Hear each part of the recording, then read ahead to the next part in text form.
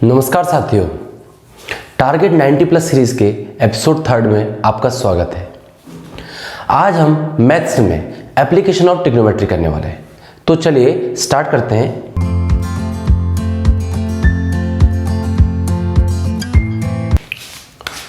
मान लीजिए ये है अर्थ सरफेस। क्या है? अर्थ सरफेस, ठीक है। और ये है एक बिल्डिंग। क्या है? बिल्डिंग, ठीक है। बिल्डिंग क्या है? अर्थ सरफेस पे परपेंडिकुलर जो है वो खड़ी है, ठीक है ना। मतलब अर्थ सरफेस का क्या एंगल बना रही है? तो राइट एंगल 90 का एंगल बना रही है, ठीक है ना। तो ये अर्थ सरफेस पे मान लीजिए कोई एक पॉइंट है, यहाँ पे पॉइंट सी। क्या है? Point C. तो पॉइंट जो सी है, इससे पॉइंट ए की ओर को, पॉइंट सी से पॉइंट ए की ओर को जो एंगल बन रहा है ग्राउंड के साथ, अर्थ सरफेस के साथ पॉइंट सी से पॉइंट ए की ओर को जो एंगल बन रहा है, इसी एंगल को हम बोलते हैं एंगल ऑफ एलिवेशन, ठीक है। इसे क्या बोलते हैं हम? Angle of elevation. क्लियर हो गया। और अगर हम बात करते हैं, अगर ये आप बिल्डिंग है अभी, और ये भी ये यहां पे है अर्थ सरफेस। क्या है? Earth surface. और हम बिल्डिंग के टॉप पर यहां पर बैठे हैं अभी, ठीक है। तो बिल्डिंग के टॉप से नीचे जो पॉइंट यहां पर क्या है? आर है। मान लीजिए पॉइंट सी ही समझो, पॉइंट आर है। तो बिल्डिंग के टॉप से ये पॉइंट आर की ओर को जो एंगल बन रहा है ग्राउंड के पैरेलल, जो लाइन है इमेजिनरी लाइन है, ये क्या है? इमेजिनरी लाइन है, ग्राउंड के पैरेलल है। तो ये जो एंगल बनता है इसको बोलते हैं एंगल ऑफ डिप्रेशन। मैंने आपके सामने यहाँ पे लिख दिया है। बात क्लियर हो गई। तो ये हो गया एंगल ऑफ एलिवेशन। क्या? ग्राउंड के किसी पॉइंट से बिल्डिंग के टॉप की ओर को जो है ग्राउंड के सरफेस के साथ जो है एंगल बनता है, इसे बोलते हैं एंगल ऑफ एलिवेशन। और बिल्डिंग के टॉप से ग्राउंड के किसी पॉइंट की ओर को जो एंगल बनता है ग्राउंड के पैरेलल जो लाइन, इमेजिनरी लाइन है उसके साथ, उसे बोलते हैं एंगल ऑफ डिप्रेशन। बात क्लियर हो गई। और यहाँ पे एक इंपॉर्टेंट बात मैं आपको और बताना चाहूंगा। क्या? कि angle of elevation is always equal to angle of depression. मतलब कि जो एंगल ऑफ एलिवेशन होता है वो हमेशा किसके इक्वल होता है? एंगल ऑफ डिप्रेशन के। क्यों?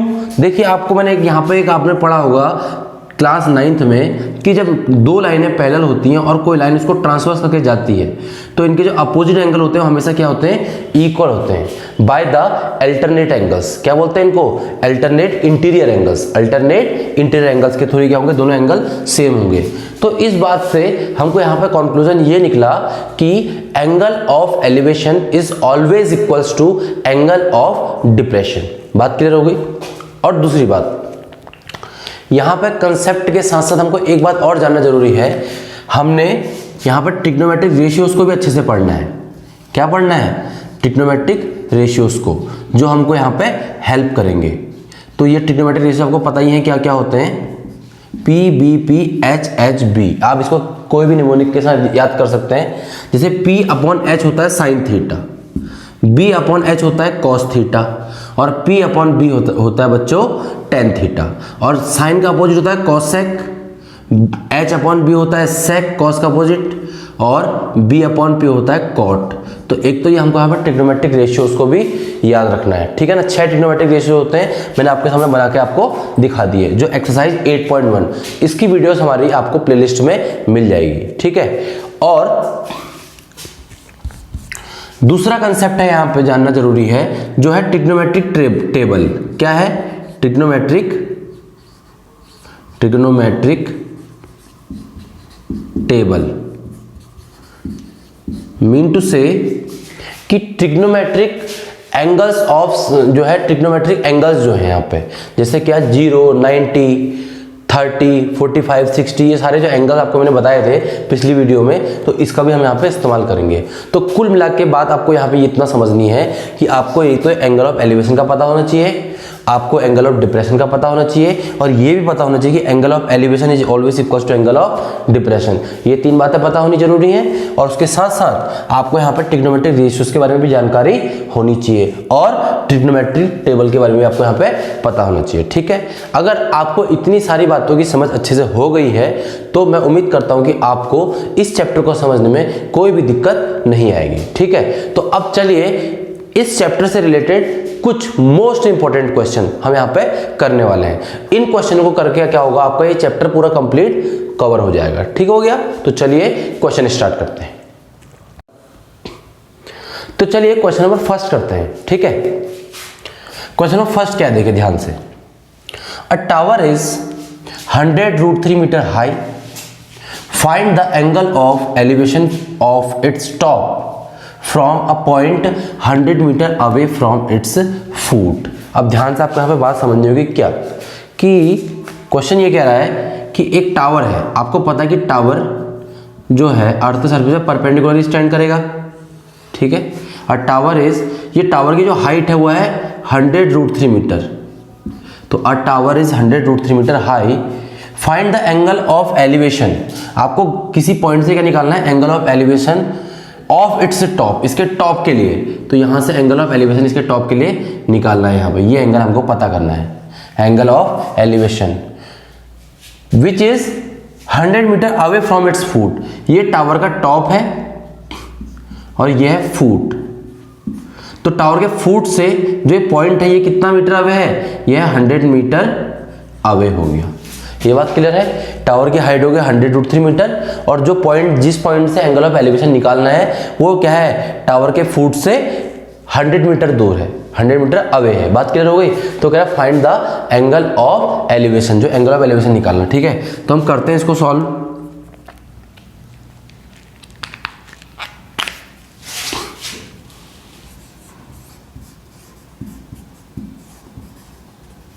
सही है, तो चलिए सबसे पहले लेट करते हैं, लेट एंगल ऑफ एलिवेशन। सबसे पहले हम लेट करेंगे क्या, angle of elevation theta late कर लिया। क्या लेट कर लिया, थीटा। और हमने ट्राइंगल को नाम दे दिया PQR।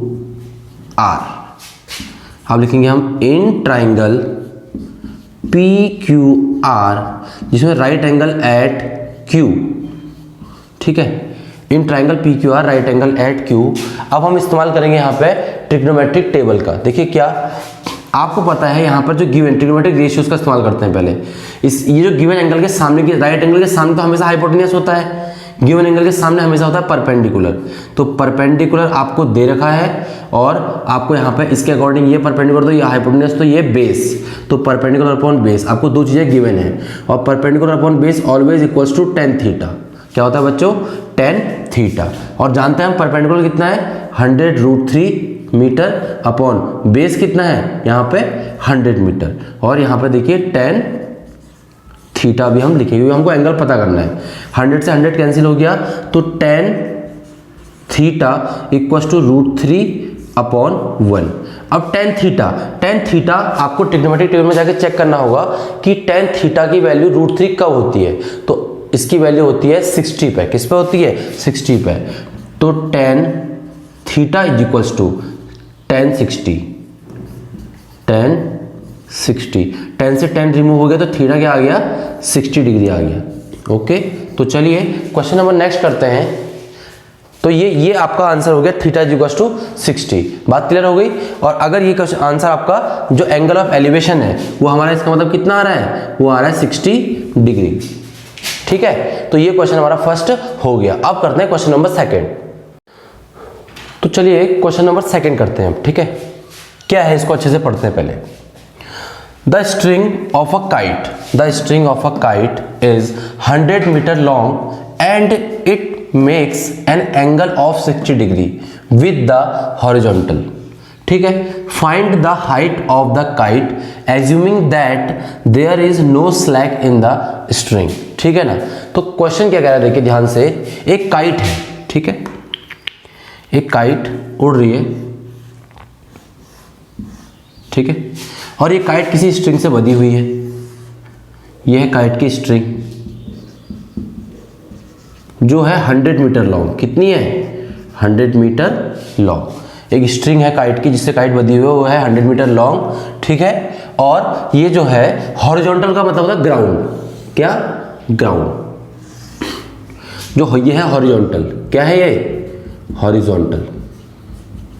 हॉरिजॉन्टल का मतलब ग्राउंड है, तो ये स्ट्रिंग जो है ग्राउंड के किसी पॉइंट से बंधी हुई है, तो यहाँ पर जो ग्राउंड का एंगल बना रही है कितना बना रही है, 60 डिग्री बना रही है। क्या बना रही है, 60 डिग्री बना रही है। तो क्वेश्चन ये पूछा गया है कि find the height of the kite, मतलब काइट की जो हाइट है, जो हाइट है ग्राउंड से, वो यहाँ पे हमको पता करनी है। और आगे लिखा है कि assuming that there is no slack in the string, मतलब स्ट्रिंग है ये बिल्कुल टाइट है, बिल्कुल टाइट मतलब क्या कि इसके बीच में कोई भी ढील ढाल नहीं है। बात क्लियर हो गई।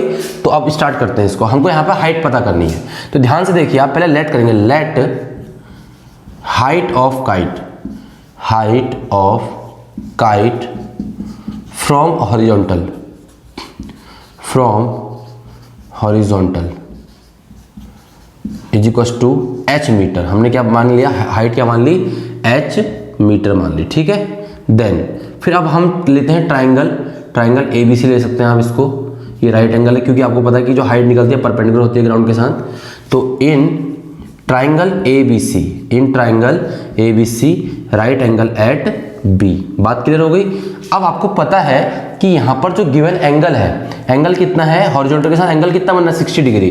तो ध्यान से देखिए, आपको दिया गया है, पहले ये पता करना है, आपको दिया है यहाँ पे जो ये स्ट्रिंग की हाइट दे रखी है और आपको यहाँ पे निकालना क्या है, हाइट निकालनी है, ठीक है ना। स्ट्रिंग की लेंथ दे रखी है और हाइट आपको निकालनी है। तो आपको इन क्वेश्चनों में यही फोकस करना होता है कि आपको दिया क्या है और आपको निकालना क्या है, ठीक है ना। तो अब देखिए यहाँ से गिवन एंगल है, इसके राइट एंगल के सामने तो हाइपोटेनियस, तो मतलब लेंथ ऑफ स्ट्रिंग तो हमेशा किस में आएगी, हाइपोटेनियस में। और गिवन एंगल के सामने क्या है, हाइट। तो गिवन एंगल के सामने की साइड होती है परपेंडिकुलर और यह है हाइपोटेनियस। तो P upon H, perpendicular upon hypotenuse क्या होता है बच्चों, साइन थीटा। क्या होता है, साइन थीटा। अब ध्यान से देखिए, परपेंडिकुलर आपने लेट किया है H और आपको जो है लेंथ ऑफ द स्ट्रिंग पता है 100 मीटर, ठीक है। और आपको पता है परपेंडिकुलर अपॉन हाइपोटेनियस होता है साइन थीटा, साइन थीटा। और थीटा कितना दिया है हमको, 60 डिग्री। कितना दिया है, 60 डिग्री, ठीक है। हम जानते हैं कि साइन 60 की वैल्यू होती है √3/2। क्या होती है, √3/2। साइन 60 की वैल्यू क्या होती है, ट्रिग्नोमेट्रिक टेबल में जाकर आप इसको देखेंगे, साइन 60 की वैल्यू होती है √3/2। और h/100 को हम ऐसे नोट कर लेंगे, h/100। और अब यहाँ कर देंगे हम क्रॉस मल्टीप्लाई। क्या कर देंगे, cross multiply. 2h = 100√3, 2h = h × 2 हो जाएगा 2h और 100 × √3 100√3। तो h क्या आ जाएगा हमारा 50√3 मीटर। तो इसका मतलब क्या निकला कि जो ये काइट है इसकी ग्राउंड से हाइट कितनी है बच्चों, 50√3 मीटर, ठीक है। तो ये हो जाएगा इसका आंसर और यही हमसे यहाँ पर पूछा गया है। तो क्वेश्चन नंबर 2 हमारा कंप्लीट हो चुका है, ठीक है। अगर आपको समझ में आता है इसको दोबारा देखिए आप, ठीक है। और ट्रिग्नोमेट्रिक टेबल और ट्रिग्नोमेट्रिक रेशियो से रिलेटेड हमारी सारी वीडियोस पीछे आपने प्लेलिस्ट में जाकर देख सकते हैं। अब बात करते हैं क्वेश्चन नंबर 3 के बारे में, ठीक है। तो चलिए स्टार्ट करते हैं। तो बच्चों अब बात करते हैं क्वेश्चन नंबर 3 के बारे में, ठीक है। देखिए क्या लिखा है question 3। A bridge across a river makes an angle of 45 degree with the river bank, ठीक है। If the length of bridge across the river is 150 metre, what is the width of the river. देखिए आप ध्यान से देखिए, आप पे यहाँ पे देखो एक रिवर है, ठीक है। रिवर में एक ब्रिज बन रहा है, क्या है, ब्रिज। देखो क्या लिखा है, अक्रॉस द रिवर, जो है यहाँ पे एक ब्रिज बन रखा है जो क्या करता है, रिवर के साथ एंगल बनाता है 45 डिग्री का। कितना बनाता है, जो रिवर बह रही है इसके साथ ये ब्रिज कितना एंगल बना रहा है, 45 डिग्री का। बात क्लियर है। और हमको ये ब्रिज की लेंथ भी दे रही है, कितनी, 150 मीटर। अब क्वेश्चन पूछा गया है कि what is the width of the river. इसका मतलब हमको यहाँ पे ये निकालनी है, जो यह लेंथ ऑफ रिवर है इसको विड्थ ऑफ रिवर भी हम कह सकते हैं, ठीक है ना। हमको ये निकालना है। क्लियर हो गया। तो अब ध्यान से देखते हैं क्या, let the width of the river, width of river. तो आप यहाँ पे विड्थ ऑफ रिवर लेट कर लीजिए L मीटर। क्या लेट कर लिया आपने, L मीटर। आपने इसको लेट कर दिया, क्या, इसको आपने लेट कर लिया L मीटर। बात क्लियर हो गई। अब ध्यान से मैं इसको नेमिंग दे देता हूं, ABC। In triangle ABC right angle at B। Clear है। बस आपको यहां पे ये ध्यान देना है कि हमको दिया क्या है और हमको निकालना क्या है, केवल फोकस यहीं पे होना चाहिए। तो आप देखिए ये गिवन एंगल है, ये राइट एंगल है। राइट एंगल के सामने की साइड हमेशा हाइपोटेनियस होती है, तो पता ही आपको, मैंने पिछली वीडियोस में बता दिया आपको। और गिवन एंगल के सामने की साइड हमेशा परपेंडिकुलर और साथ की हमेशा बेस। तो आपको यहाँ पे निकालना है परपेंडिकुलर और आपको दिया है हाइपोटेनियस। तो इसका मतलब क्या है, परपेंडिकुलर आपको निकालना है और आपको हाइपोटेनियस दिया है। आप ऐसा भी कर सकते हैं यहाँ पे, अगर एंगल के अकॉर्डिंग आप हाइपोटेनियस को पहले ले सकते हैं और परपेंडिकुलर को बाद में। तो h/p करेंगे तो साइन की जगह पे कॉसेक आ जाएगा, उसका अपोजिट आ जाएगा, ठीक है। लेकिन फिलहाल मैंने लिया है p/h, तो मैं इसे क्या लिख दूंगा, साइन थीटा। क्या लिख दूंगा, साइन थीटा। क्लियर हो गया। तो साइन थीटा जब इसे लिख दूंगा तो अब ध्यान से देखिए, साइन थीटा की जगह पे कितना एंगल बना रहा है ये ब्रिज रिवर के साथ, 45 डिग्री, ठीक है। और मुझे इसके अकॉर्डिंग निकालना है परपेंडिकुलर। परपेंडिकुलर को मैंने लेट किया है एल, जो विड्थ ऑफ द रिवर है, और हाइपोटेन्यूज मेरे को पता है कि क्या है, लेंथ ऑफ ब्रिज जो है 150 मीटर। साइन 45 की वैल्यू होती है 1/√2। ये ट्रिग्नोमेट्री टेबल में आपको जाके देखना होगा। और L/150 कर दीजिए क्रॉस मल्टीप्लाई, कोई दिक्कत ही नहीं होगी। L√2 = 150 और L हो जाएगा 150/√2। अब हम इसका करेंगे रेशनलाइजेशन। क्या करेंगे, रेशनलाइजेशन, मतलब जो न्यूमरेटर है उसी से मल्टीप्लाई और डिवाइड, ठीक है। तो क्या हो जाएगा, ये 150√2 ऊपर हो जाएगा, नीचे √2 × √2 हो जाएगा, इससे कैंसिल हुआ, आ गया 75। तो आंसर आ गया 75√2 मीटर। इसका मतलब जो ब्रिज है, जो रिवर है, उसकी जो विड्थ है वो क्या हो जाएगी, 75√2 मीटर, ठीक है। और यहाँ पे जो रिवर बैंक लिखा है मतलब ये नदी का किनारा। क्लियर हो गया। तो ये हो गया आपका क्वेश्चन नंबर 3 कंप्लीट। अब हम बात करते हैं क्वेश्चन नंबर 4 के बारे में, ठीक है। तो चलिए अब हम बात करते हैं क्वेश्चन नंबर 4 के बारे में, ठीक है। तो देखिए क्वेश्चन नंबर 4 क्या लिखा है, एन ऑब्जर्वर, कोई व्यक्ति है 1.5 मीटर टॉल, जिसकी हाइट है 1.5 metre, is 28 metre away from a tower. मतलब कोई व्यक्ति है जो, ये एक टावर है, इससे कुछ दूरी पर एक कोई व्यक्ति खड़ा है जिसकी हाइट है 1.5 मीटर, ठीक है।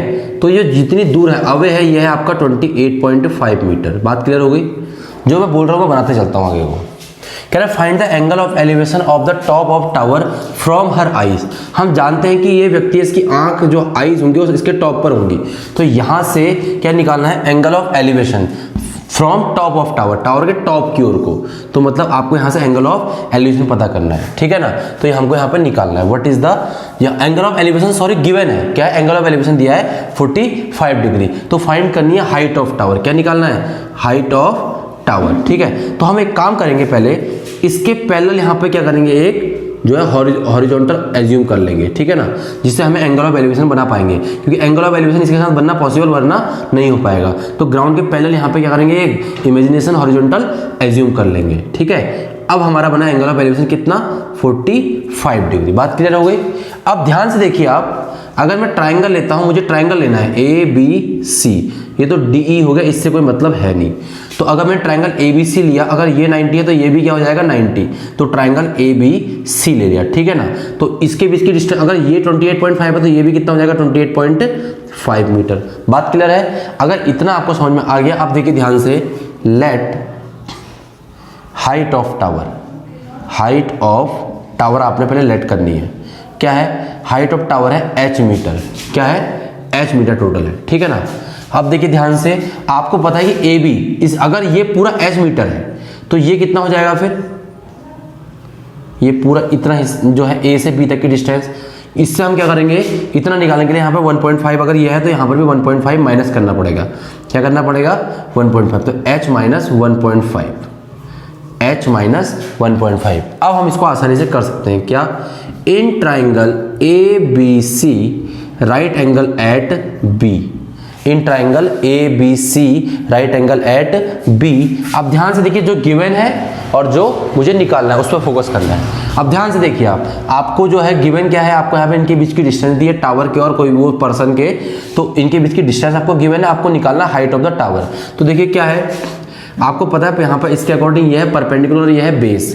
तो परपेंडिकुलर अपॉन बेस हम जानते हैं क्या होता है, tan थीटा, ठीक है। tan थीटा होता है 45 डिग्री, कितना, 45 डिग्री। परपेंडिकुलर देखो ये पूरा तो S था, बट मुझे इतना ही चाहिए, AB की वैल्यू है h माइनस 1.5 अपॉन बेस आप जानते हैं 28.5 हो जाएगा, ठीक है। तो tan 45 की वैल्यू होती है 1 और h माइनस 1.5 अपॉन 28.5 कर दीजिए cross multiply. 28.5 is equals to h minus 1.5। तो h की वैल्यू अगर आपको निकालनी है तो क्या हो जाएगा 28.5 माइनस 1.5 यहाँ के प्लस हो जाएगा। तो h की वैल्यू क्या आ जाएगी यहाँ पे, इसको ऐड करेंगे तो आएगा 30 मीटर। क्या आ जाएगी 30 मीटर। इसका मतलब पूरी हाइट ऑफ टावर हमारी क्या आ जाएगी, हाइट ऑफ टावर आ जाएगी 30 मीटर। बात क्लियर हो गई। तो ये क्वेश्चन नंबर 4 आपका कंप्लीट हो गया। ठीक है ना। हम आगे अगला क्वेश्चन नंबर 5 करते हैं अब। ठीक है, तो चलिए,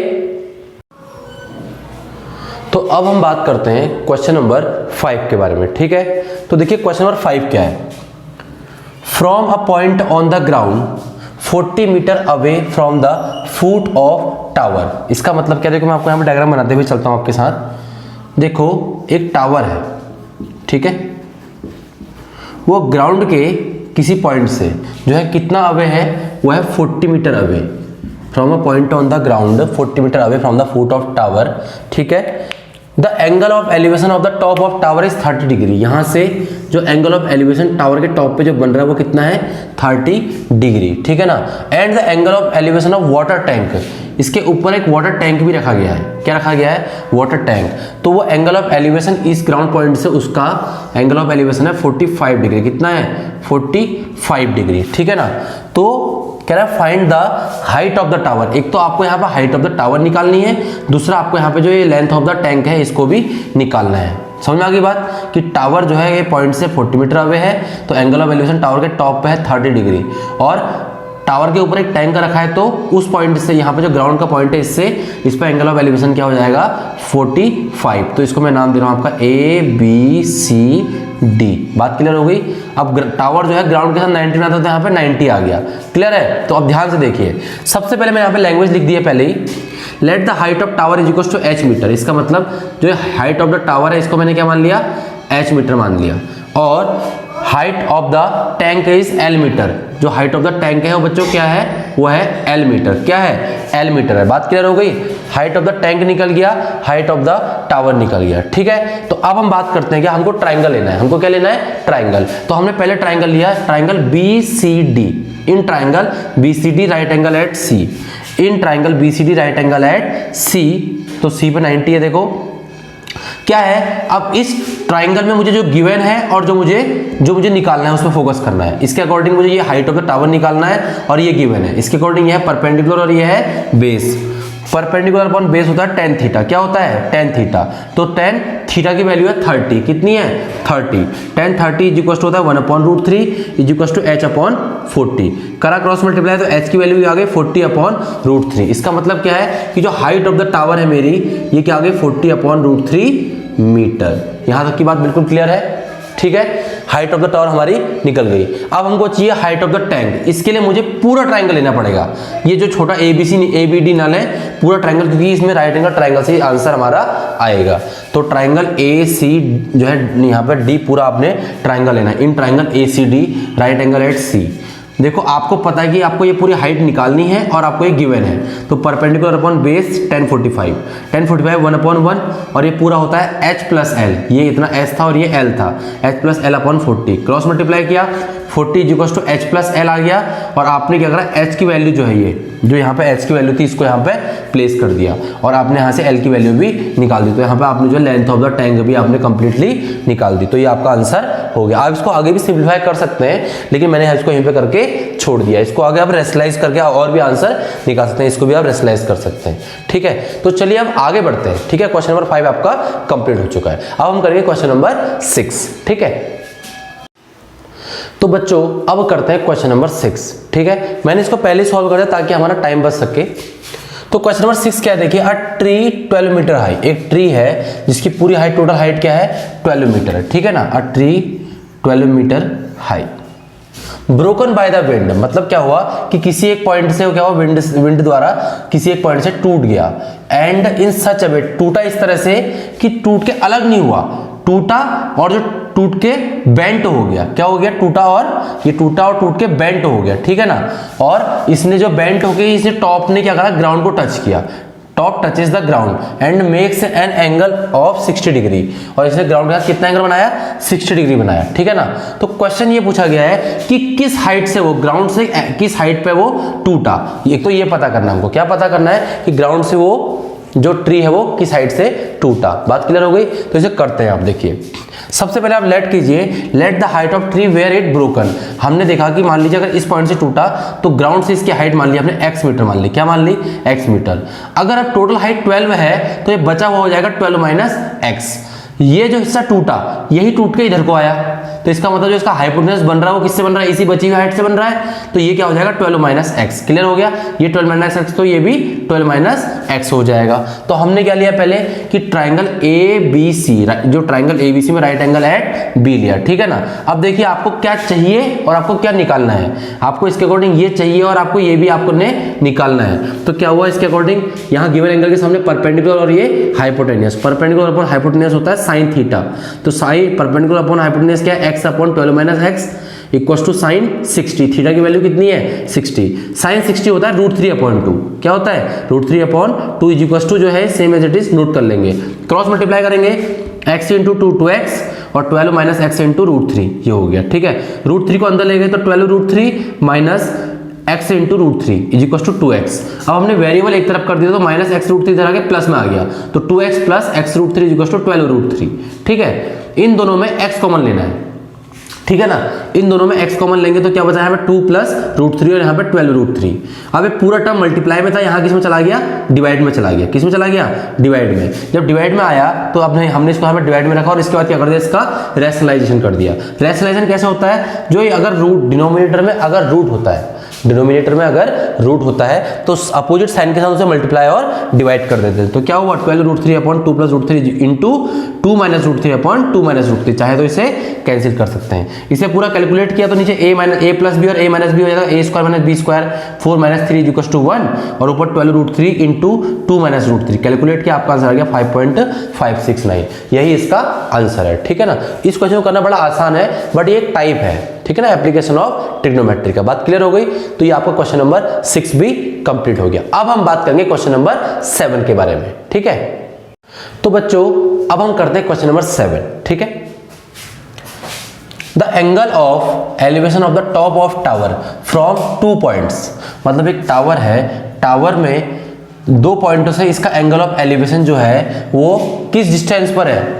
वो है आपका 9 मीटर और 4 मीटर। क्या लिखा है? The angle of elevation of top of tower from 2 points at a distance of 9 metre and 4 metre. मतलब कि 9 मीटर की दूरी पर है एक पॉइंट और दूसरा पॉइंट कितनी दूरी पर है? 4 मीटर। जो क्या बना रहा है? Angle of elevation. ठीक है ना। फ्रॉम इट्स बेस, इसके बेस से इसकी दूरी 9 और 4 मीटर है। And in the same straight line, ये जो दोनों पॉइंट है एक स्ट्रेट लाइन में है। ठीक है ना। With it are complementary. इसका मतलब ये दोनों एंगल जो है मिलके क्या है? कॉम्प्लीमेंट्री एंगल बना रहे हैं। पिछली वीडियो में आपको बताया था कि कॉम्प्लीमेंट्री क्या होते हैं? जब दो एंगल मिलकर 90 कंप्लीट करते हैं उसे हम बोलते हैं कॉम्प्लीमेंट्री एंगल। तो अगर एक को थीटा लेट करेंगे तो दूसरा अपने आप ही क्या हो जाएगा? 90 माइनस थीटा हो जाएगा। तो ये हो गया कॉम्प्लीमेंट्री एंगल। तो अगर prove that the height of tower is 6 metre, हमको प्रूफ करना है कि टावर की हाइट क्या बच्चों? 6 मीटर प्रूफ करना है। ठीक है। सबसे पहले आप क्या करेंगे? ट्राइंगल MOA, मैंने ट्राइंगल लिया MOA। अब देखिए मुझे दिया गया है और मुझे निकालना क्या है। ठीक है। मुझे यहाँ पर निकालना है हाइट ऑफ द टावर और मुझे दिया है बेस ऑफ द टावर। ठीक है। तो इसके अकॉर्डिंग बेस दिया है, ट्राइंगल का बेस दिया है। ठीक है ना। तो इस गिवन ट्राइंगल में यहाँ पे जो गिवन एंगल के सामने की साइड होती है परपेंडिकुलर और ये हो गया बेस। तो परपेंडिकुलर अपॉन बेस क्या होता है? tan theta. देखिए in triangle MOA right angle at 90 जो है O पे है, तो tan 90 माइनस थीटा, जो यहाँ पर tan थीटा है, ये थीटा की जगह पे क्या आ गया? 90 माइनस थीटा।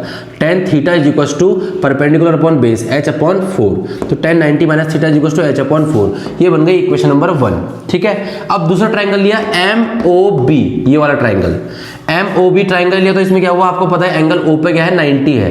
तो हमको पता है यहाँ पर क्या है? देखो MOB में थीटा यहाँ पर tan theta is equal to perpendicular upon base, तो h अपॉन पूरा 9 हो जाएगा, h अपॉन 9। ये इक्वेशन 2 हो गई, ये इक्वेशन 1 हो गई। बात क्लियर हो गई। ये इक्वेशन 1 कैसे बनी? ट्राइंगल MOA से। इक्वेशन B 2 कैसे बनी? ट्राइंगल MOB से, जहां पे tan theta is equal to h upon 9 कहा गया है। अब मल्टीप्लाइंग इक्वेशन 1 एंड 2, इक्वेशन 1 और 2 को क्या करने पर? मल्टीप्लाई करने पर क्या होगा? इनके इक्वल के इधर का LHS इक्वल के उधर का RHS, इक्वल के इधर का LHS इक्वल के उधर का RHS। LHS आपस में मल्टीप्लाई होंगे, RHS आपस में मल्टीप्लाई होंगे। तो tan 90 minus theta into tan theta is equal to h upon 4 into h upon 9 यहाँ पे लिख दिया है। tan 90 minus theta exercise 8.3 complementary angles tan 90 minus theta होता है cot थीटा, आपको करा रखा है मैंने, इनटू जो tan थीटा है उसको ऐसे ही लिख दिया।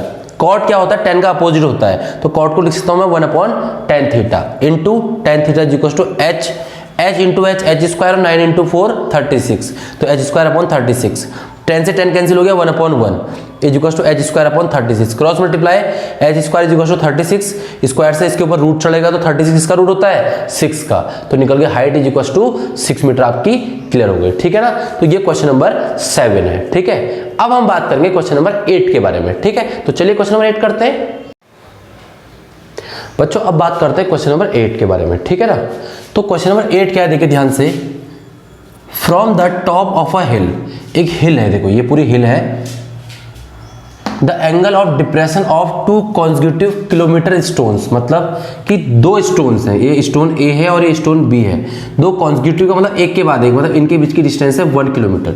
क्या है, 1 किलोमीटर। ड्यू टू ईस्ट, मतलब ईस्ट की तरफ को, are found to be 30 degree and 45 degree.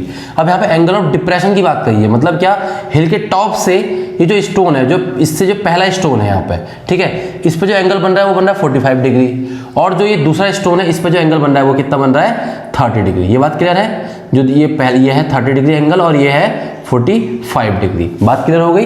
तो क्वेश्चन क्या है कि from the top of a hill the angle of depression, मतलब हिल के टॉप से एंगल ऑफ डिप्रेशन 2 स्टोन्स के लिए, कॉन्जिक्यूटिव स्टोन्स के लिए कितना बन रहा है 30 डिग्री और 45 डिग्री। तो क्वेश्चन है कि find the height of the hill.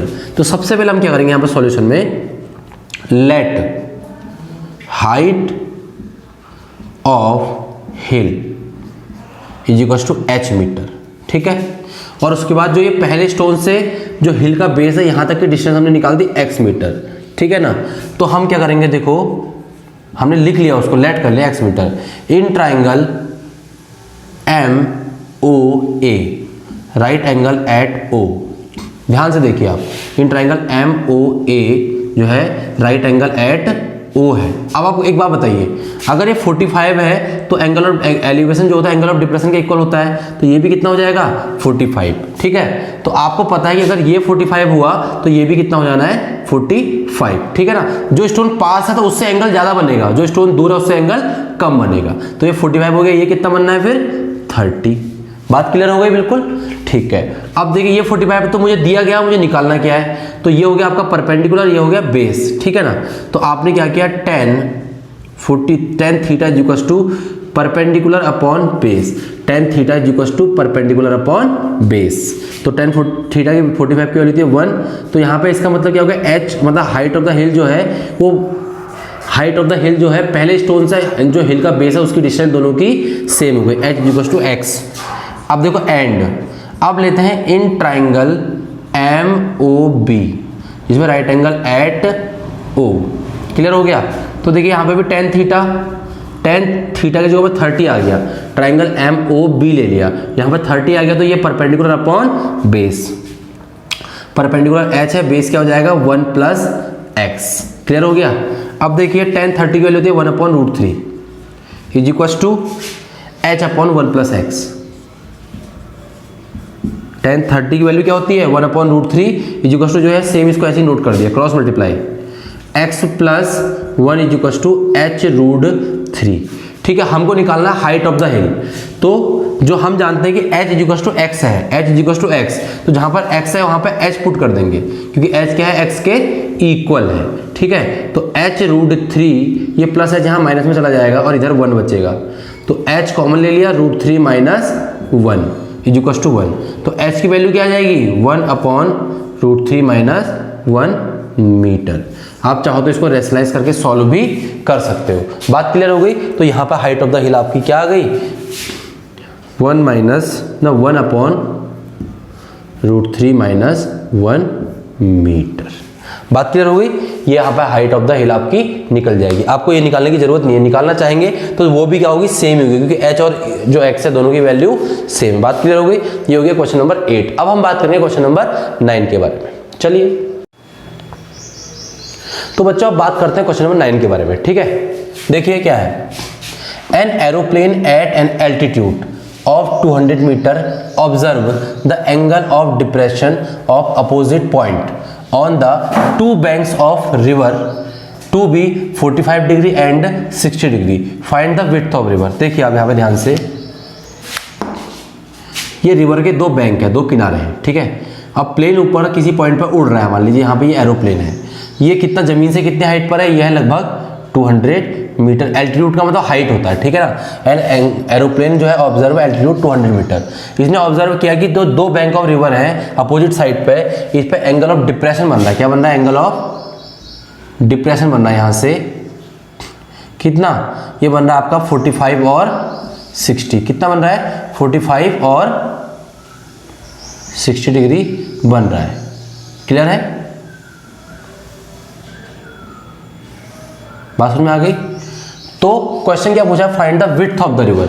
Find the width of the river, हमको ये विड्थ ऑफ द रिवर निकालनी है, ठीक है ना। तो आप ध्यान से देखिए, मेरी बात सुनिए। आपने ले लिया इसको पॉइंट, मान लीजिए ओ ए बी सी, और ओ ए बी की डिस्टेंस अगर मैं ए मान लूंगा तो अगर टोटल विड्थ एक्स है तो ये हो जाएगा क्या? एक्स माइनस ए। बात क्लियर है?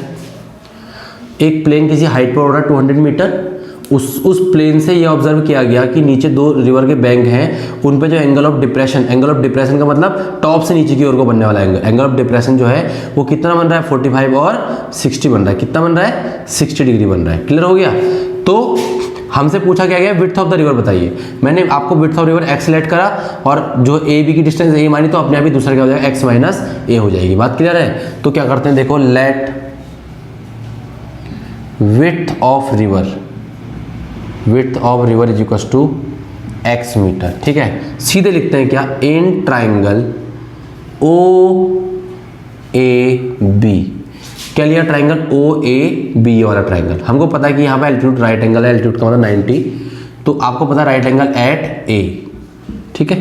क्या होगा देखो, ओ ए बी, ये ट्राइंगल में ध्यान से देखिए आप, क्या है जो ये, अब ये 45 है तो एंगल ऑफ डिप्रेशन, तो एंगल ऑफ एलिवेशन भी क्या होगा? सेम 45। इसके अकॉर्डिंग ये परपेंडिकुलर और ये बेस हो जाएगा।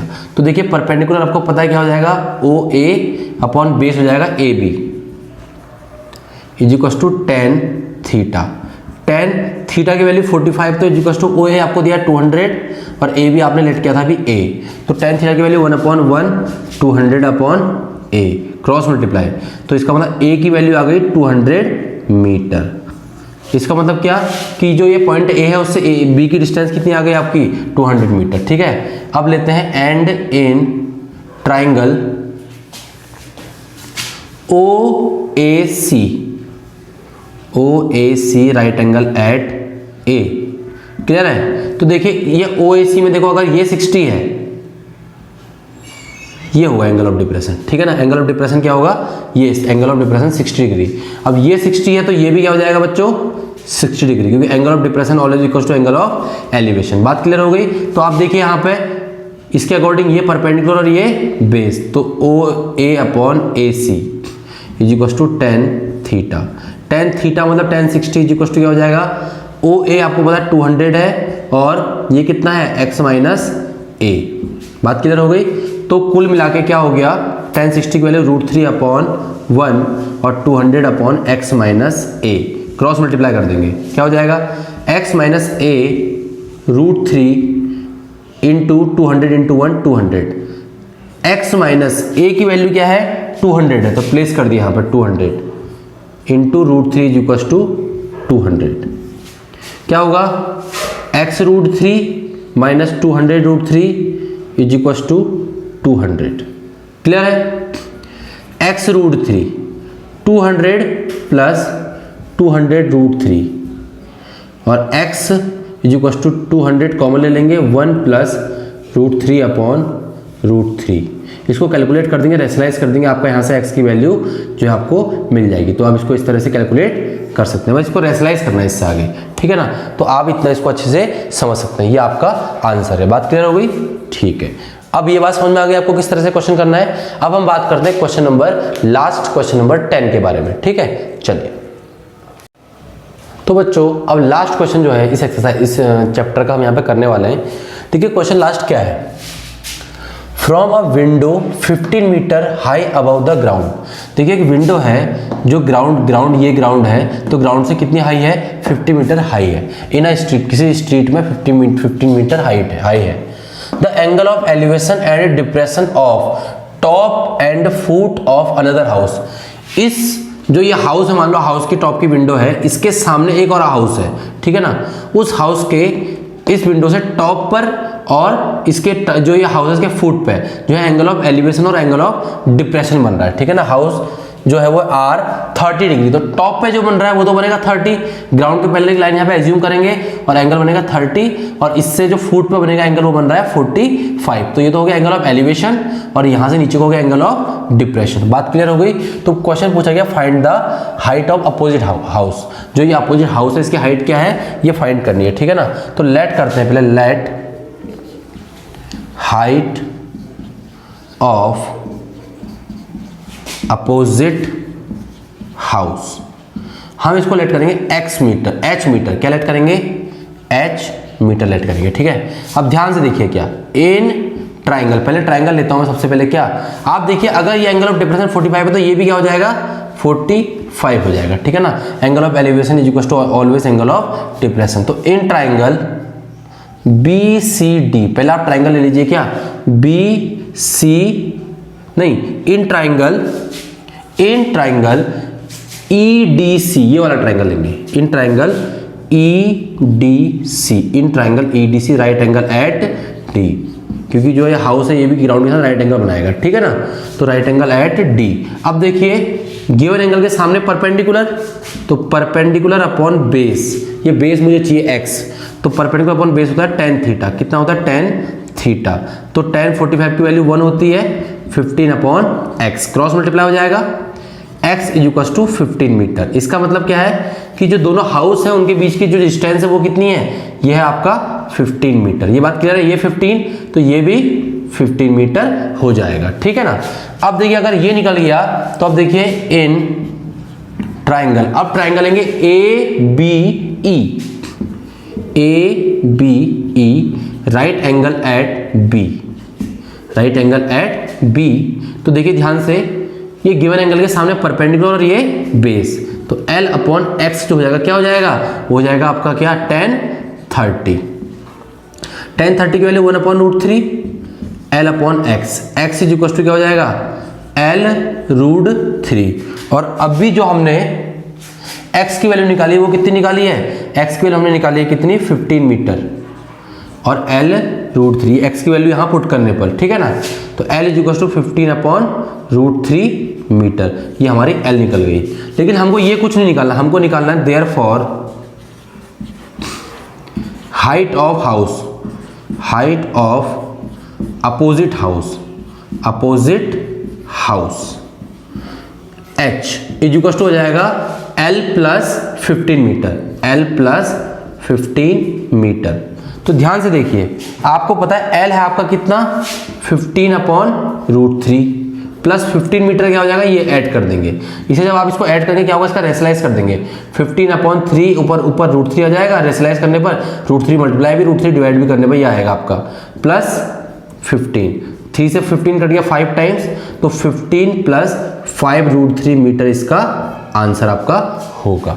तो आप यहाँ से क्या हो जाएगी, हाइट ऑफ अपोजिट हाइट, आपने ये L निकाला, ये 15 को L के साथ ऐड कर दिया, ठीक है। तो ये आपका हाइट ऑफ अपोजिट हाउस निकल जाएगी। बात क्लियर है। तो ये हो गया आपका चैप्टर कंप्लीट। इससे ज़्यादा वैरायटी क्वेश्चन इसमें नहीं है, और इससे ज़्यादा अगर क्वेश्चन आपको करने होंगे तो आप मुझे कमेंट में बता दीजिएगा, तो मैं आपको सारे क्वेश्चन और भी करवा दूंगा, ठीक है। हमारी और भी वीडियोस को आप जाकर हमारे प्लेलिस्ट पे देख सकते हैं, और हमको सपोर्ट करने के लिए आप इन वीडियोस को ज़्यादा से ज़्यादा शेयर कर सकते हैं और लाइक कर सकते हैं। धन्यवाद।